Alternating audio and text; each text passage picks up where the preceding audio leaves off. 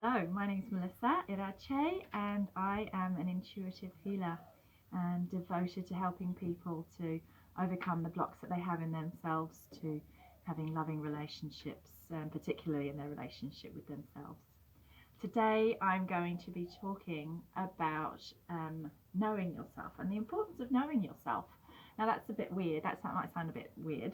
So what I mean by that is to actually look into all the different ways that you can actually understand yourself. And by that I mean astrology, numerology. There are many, many ways that people look at themselves through I Ching. There is human design, and a lot of it is based on the birth date. It could be your name, but the birth date, the birth year, the birth hour. So the reason that knowing yourself is really important, and I've learned this myself, is because I used to be really, really, and I still am, it's just part of my traits of character, which I know myself now, so I can accept. Um, so the importance of knowing yourself is that you do not see what you might otherwise consider to be an imperfection or a negative trait. You don't see it as a negative trait. Instead, you accept it as part of yourself, and then you do not just have that self-loathing or constant criticism that comes from being wondering why the heck you're like the way you are. Now, one example of that is um, being emotional. Um, so that dreaded E word, and it's something that a lot of women get accused of. Oh God, you're so emotional, you know. Well, F you, really. You say that. Yes, we are emotional, and you know what?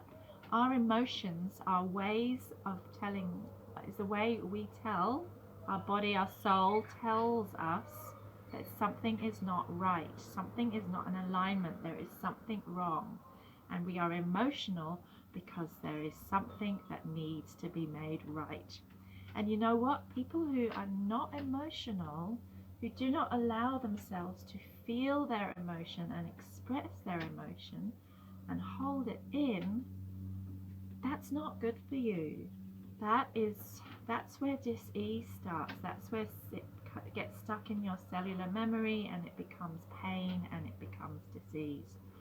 So um, being emotional is a trait that I thought maybe it was because I had Italian blood, or maybe it was hormonal or something like that. So I used to kind of categorize it in those ways. And then I had a human design chart made for me by my amazing friend Joy Lake, and I realized that it was basically just a part of my very intrinsic character, that I'm an emotional being, and that emotions are good and to be accepted and loved and embraced and not stuffed away or felt bad about. The other thing that I found through something like I Ching, my amazing mentor Lisa Black did an I Ching chart for me, or I'm not sure whether it's called a chart, but anyway. And she explained to me that I am of a certain type. I think it's a wood type, sorry, can't remember the exact wording, Lisa.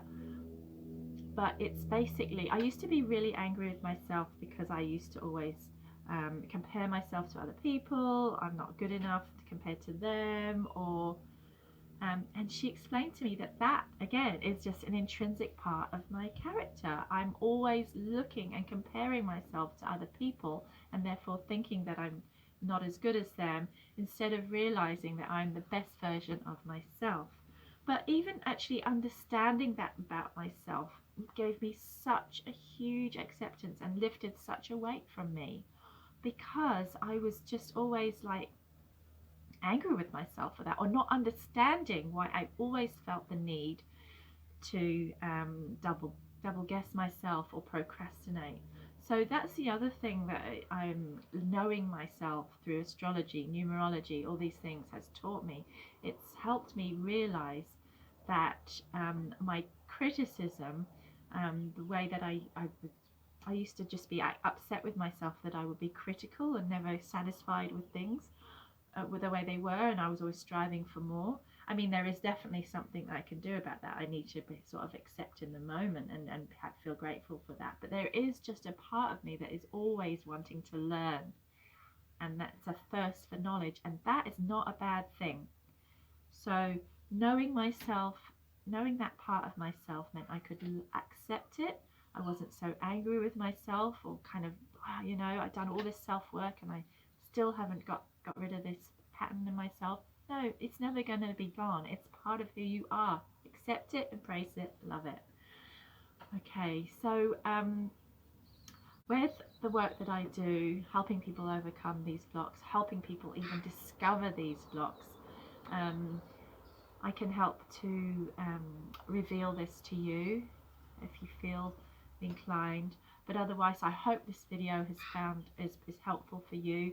Go out there, find out more about your astrology. Your numerology can show you your life purpose.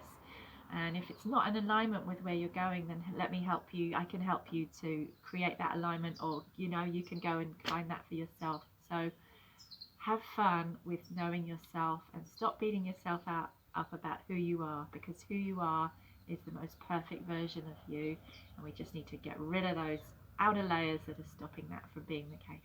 All right, lots of love and light.